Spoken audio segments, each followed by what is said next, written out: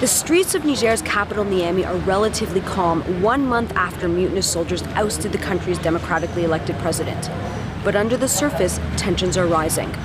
The West African regional bloc known as ECOWAS has given the new military leaders an ultimatum saying they need to reinstate and release President Mohamed Bazoum, who's been under house arrest for a month with his wife and son, or face the potential threat of military force. The junta, however, is digging in. They've appointed a new government and said that they will transition back to constitutional rule within a 3-year timeline. ECOWAS, however, has called that provocative and said that they will not accept that timeline. It's unclear what is going to happen next. ECOWAS says that face-to-face talks as well as backdoor negotiations are ongoing, but they did say that the ball is now in the junta's court.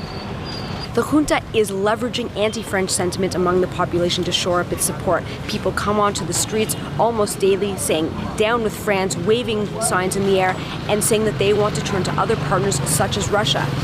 Despite reports that the head of Russia's Wagner mercenary group was killed, residents and analysts say that that likely won't change Russia's approach or interest in the region where it's wanted to expand its influence. And people say they still want Wagner to come. They think that Wagner would be a better partner for them than previous partners such as France and other Western partners that have a military footprint in Niger.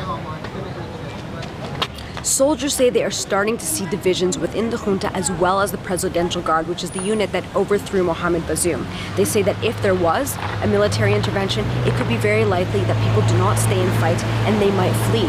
Analysts say that ECOWAS is hoping that this external pressure from sanctions that have been imposed on the country, such as travel and economic sanctions, as well as the internal potential divisions, is what is going to make the junta come to the table and return to constitutional order quicker than this 3-year timeline that they've proposed.